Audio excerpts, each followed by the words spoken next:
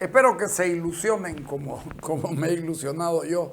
Por eso le digo, más allá de los nombres, que es muy valiente lo hecho por Fernando Hurtado, pero hay una inteligencia detrás, hay un equipo de gente. Lo importante es que son equipos, así como como cada fábrica, cada unidad productiva. Ellos dicen una familia, pero es una individualidad, porque pelean en un bloque pero tan de bloque, que son individualidades que conforman un montón de cosas y que valen la pena. Pero cambio de tema, porque uno podrá hablar muy fuerte, podré ser gritón, lo que digan, pero al final, todo lo que decimos se comprueba. Les dijimos que los indígenas de Occidente no les importa dónde viva la gente. Lo que les importa es que vayan a votar allá, que vayan a censarse al lugar donde están. Carlos Hugo Molina el otro día decía, debieran hacer la pregunta, ¿dónde votó usted? Y muéstreme su carnet. El dónde votó usted le determina esto, que es peligrosísimo para el censo, porque distorsiona absolutamente todo. Mientras en La Hollada, el presidente de la Federación de Juntas Vecinales, FEJUVE de La Paz, vinculado al MAS, Justino Apaza, fomenta el traslado de personas para el día del censo bajo el argumento de que el departamento debe recuperar su primer puesto en población y que las comunidades no pueden perder recursos. Las autoridades originarias en los pueblos ahora se están poniendo firmes. Los hermanos tienen un listado en cada pueblo y de acuerdo a eso, para el censo, van a llamar a sus hermanos y hermanas que están radicando en otros departamentos, señaló a este medio. Firma la nota Karen Mendoza G. del periódico El Deber del día de hoy, viernes 1 de abril del 2022, página A5 Política. Dice, el dirigente admitió que muchas personas emigraron a otros departamentos por trabajo y que dejaron de vivir en sus lugares de origen. Sin embargo, reiteró que las autoridades exigirán el retorno de aquellos que poseen terrenos. Apaza también maneja el argumento que si La Paz tiene menos población, podría dejar de ser sede de gobierno. La mentira más grande del mundo y la estupidez más grande del mundo, pero distorsiona absolutamente. Y yo no lo he escuchado al genio del INE quejarse por esta situación que es tan perniciosa. Porque, a ver, hoy decía Eva Copa, la señora Eva Copa decía, por lo menos 50,000 alteños van a salir de La Paz para ir a los pueblos. ¿Y saben por qué? Lo hacen por una obligación y lo hacen porque si no vuelven al censo, les quitan su lote de terreno. Y entonces, como nadie quiere perder el lote por si algún día le va muy mal o le va muy bien y se pueden volver a su pueblo, vaya uno a saber. Entonces, estas distorsiones terminan dejando a un montón de paceños, de cochabambinos, de orureños, de potosinos, sin la asignación correspondiente por 5 años, y sus hijos van a tener malos hospitales, y ellos mismos van a tener malos hospitales y los hijos malas escuelas. ¿Por qué? Porque la dirigencia es corrupta, y la dirigencia que hace esto no le está haciendo, le hace daño a los pueblos, a los lugares donde la gente vive, pero le hacen daño al país porque estás distorsionando absolutamente todo. No lo escuché al genio del INE quejarse por esto, y lo vengo diciendo hace mucho tiempo. Carlos Hugo Molina decía el otro día que digan dónde votaron. Esa debiera ser una condición sine qua non, que la gente se cense donde vote, salvo que demuestre que no tiene radicatoria ahí y que le tocó pasar por ahí y lo tienen que censar. Digamos que llegue de otro país y ya no la dejen por la prohibición de moverse ya de un departamento a otro. Pero ¿saben qué? Esto muestra cuán corrupto es nuestro país. Esto de dirigentes es corrupto y es el país corrupto. Porque el país se miente a sí mismo, el país se engaña a sí mismo. Y esto es inaceptable en cualquier parte del mundo. Pero claro, estamos en Bolivia, donde lo plurinacional se impone al sentido que tiene un censo. Para Eva Copa, 50.000 alteños se van a ir. Yo quisiera saber cuántos que viven en Santa Cruz de distintos lugares van a hacer exactamente lo mismo que están haciendo por exigencia de la dirigencia paceña. ¿Qué sentido tiene hacer un censo así? Para llegar a aproximados de cuántos hay, aproximados de cómo estamos. Vamos, o sea, no vamos a hacer la fotografía del país. ¿Qué pasó el 16 de noviembre del año 2022? No, vamos a ver, hay un aproximado de lo que podemos más o menos llegar a ser, o de cómo podemos más o menos estar. Esto es aberrante, aberrante, es insultante. Yo quiero saber qué van a hacer y vamos a tratar de conseguir cómo contactarnos con la gente del Banco Interamericano de Desarrollo, de la Organización de Estados Americanos, de la ONU, del que fuere, para que nos digan frente a esto qué. ¿Saben qué? Un día de estos van a dejar y nos van a cerrar el grifo porque nuestras autoridades son corruptas, porque los dirigentes son corruptos, porque si el del INE sabe esto y no lo denuncia a este tipo penalmente, es tan corrupto como él, porque lo está dejando pasar, porque tiene la orden del partido de dejarlo pasar. Poner la nota correspondiente a la del tema en cuestión. Dale. Se conoce que los pueblos indígenas, o la dirigencia indígena en todo caso, está convocando a sus bases para que retornen a sus lugares de origen y puedan ser censados allí.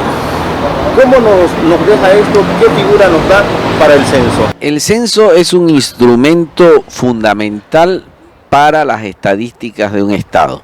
Y en ese marco tiene la particularidad de levantar datos sociodemográficos de la población en el lugar donde residen y trabajan. A mí me parece que esta convocatoria puede distorsionar la realidad que está viviendo el país. Por lo tanto, es muy importante que los ciudadanos que hoy están residiendo y trabajando en un lugar determinado, ya sea municipio o departamento, ya se censen, se empadronen en este censo en el lugar donde residen y trabajan. ¿Por qué? Porque en definitiva, esa caracterización, esa foto que se va a tomar ese día del censo, tiene que ser una foto real. Existen necesidades en salud, educación, en acceso a universidades, a fuentes laborales, etcétera, que se van a diseñar a partir de la planificación que haga cada municipio en su territorio en función a la gente que vive y tiene estas necesidades. Si hay un traslado de población para el día del censo a sus lugares de origen, ya no es real, porque en realidad estamos haciendo de que ese ciudadano que no va a ser contado en el municipio donde está viviendo y trabajando, ya no tenga el dato de su existencia para el momento que tenga que planificar mayores centros de salud, mayores centros educativos, mejores condiciones de acceso a las universidades, etcétera, ¿no? Entonces, es una distorsión que finalmente va a terminar afectándolo al que se está trasladando, porque nuevamente va a volverse al lugar donde vive y trabaja, no va a tener la respuesta de los planificadores de políticas públicas de ese municipio en función a su necesidad. Por eso es muy importante que seamos conscientes. Si usted, ciudadano que tiene un origen indígena y que por situaciones de mejorar su calidad de vida se ha trasladado a vivir a un municipio urbano, ¿ya? una capital de departamento, que se cense en ese lugar, en el municipio donde está viviendo y trabajando, porque de esa forma ese municipio que lo recibe a usted va a tener el dato de que usted está necesitando trabajo y va a generar una fuente laboral para que usted pueda tener el acceso a un trabajo digno. Y es muy importante también que las comunidades indígenas reflejen su propia realidad, porque también ahí se va a denotar la importancia que tienen ya estas comunidades para evitar que siga migrando la gente, que siga expulsando a los miembros de su comunidad por que no tiene resuelta estas necesidades que el censo puede estar levantando. ¿Podría tener una consigna política, un trasfondo político? ¿Se censan en un lugar pero votan en otro, algo que se reflejó en el anterior censo, por ejemplo? Evidentemente, ¿no? Evidentemente que distorsiona esto y genera una interpretación de una realidad que no existe, ¿no? E inclusive a la hora de diseñar las representaciones que pudieran darse en términos de representación política, ¿no? Finalmente esto no condice con la realidad que vive cada comunidad o que vive cada municipio. Por eso la recomendación es que cada ciudadano se cense en el lugar donde vive y trabaja. Debiera ser así y el Estado debiera reaccionar. Hay denuncias públicas y hay la aceptación de parte de los dirigentes. Si el Estado Nacional, si el gobierno nacional no defiende al Estado, ¿quién carajo lo va a defender?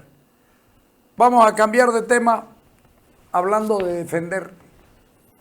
Ustedes las tienen las imágenes del BTR, de las barbaridades que hay. Fíjense el abandono en el que la ciudad está abandonada por todos lados.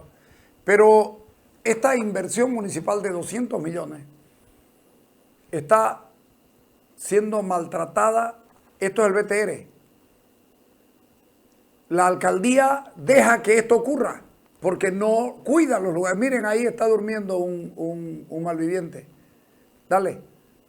Fíjense, ya está la firma de los BDO o algo así, que son pandillas. Entonces, cuando uno ve esto, se pregunta qué pasa con la alcaldía. Ojo, el abandono de lugares públicos y el abandono de infraestructura municipal puede ser causal de juicio.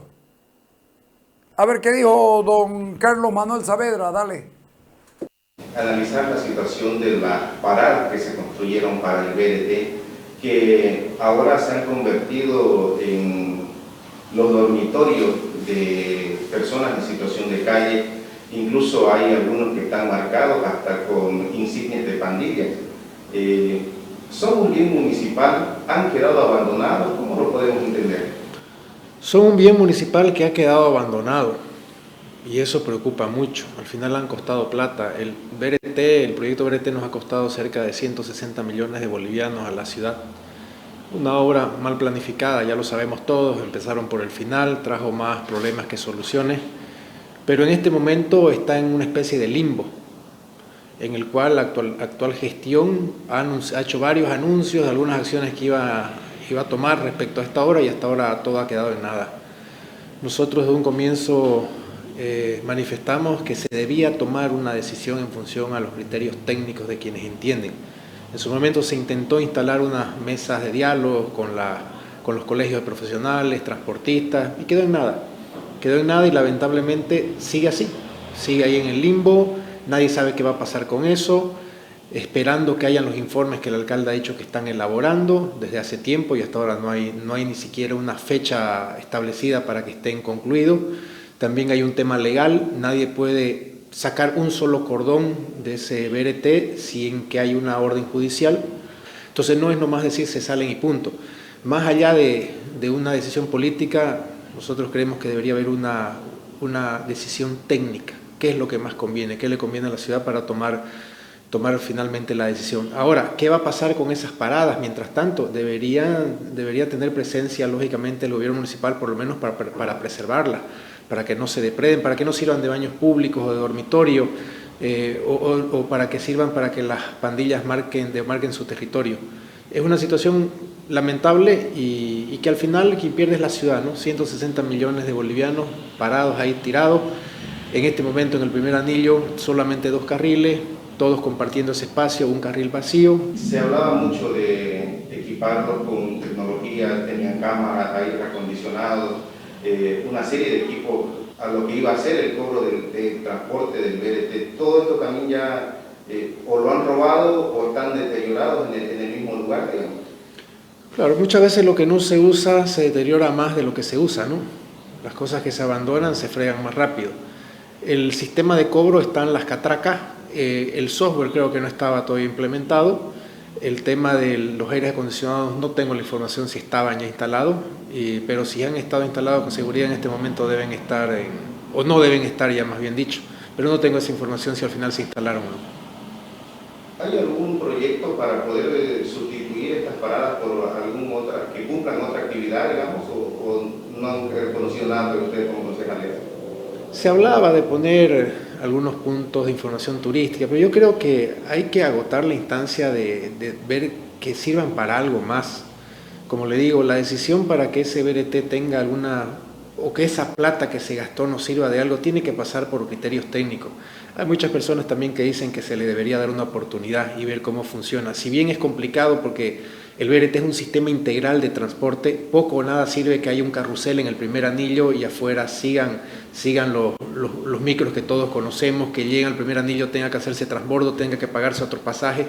Entonces es complicado porque cabalmente el proyecto del JICA, que establecía la fase, el cómo implementarlo, no sé, ni siquiera para copiar, si vieron, empezaron por el final, y implementar un sistema por el final no es sencillo, pero se tiene que ver la posibilidad de que eso sirva de algo y que toda esa inversión no quede en nada, porque...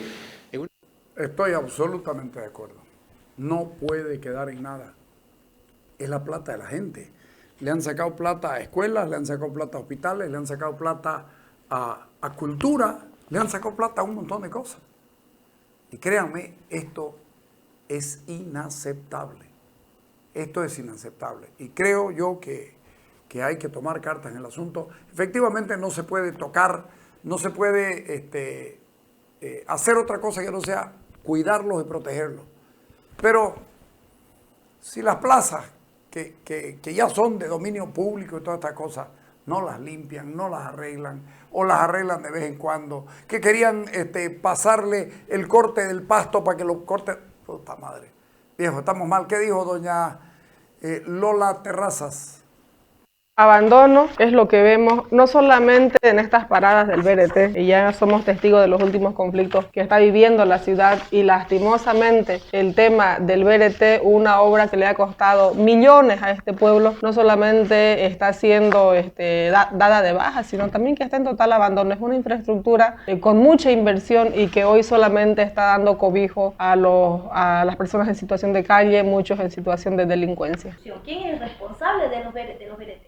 El municipio es el responsable de precautelar la integridad, el cuidado y el mantenimiento de todos los bienes municipales. Que al alcalde no le guste el BRT o no, o haya decidido ponerle un stop, eso no quiere decir que tenga que descuidar el cuidado y el mantenimiento de estas paradas que le han costado mucho dinero a la gente. Realmente hay una incertidumbre con esto, con esta infraestructura, con los camellones, con las paradas, porque si no se le da el uso para el cual fue construido, estamos improvisando, y la improvisación es la amiga del desorden, de la mala gestión y de las pésimas condiciones que tenemos los ciudadanos en el municipio para vivir. Esperemos que aquí haya un acuerdo interinstitucional. Lo hemos escuchado al alcalde muchas veces decir que hay que trabajar dejando de lado los colores partidarios, por el bien de la gente. ¿Cuántas veces se ha sentado con el gobernador Luis Fernando Camacho para ver estos temas de las poblaciones que están en situación de indigencia, en situación de calle, en situación de drogodependencia? Hay competencias concurrentes exclusivamente para esta población que hoy se está cobijando aquí en estas paradas del BRT,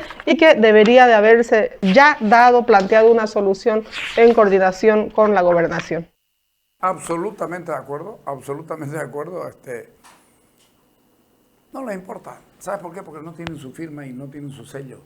Porque no pueden hacer propaganda con una obra hecha antes, porque no entienden que todo lo que pasa en las ciudades es una continuidad. Uno hizo una cosa, el otro debiera o debería tender a mejorarla, a aprovechar lo bueno. Aquí están esperando que se fregue. Yo lo que no entiendo es para qué. En el primer anillo de la ciudad tenemos 16, creo son, casetas de malvivientes.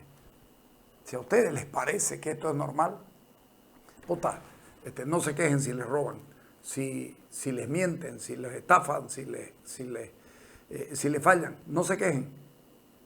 Como dice el dicho, no te quejes si no te quejas. Vámonos al corte.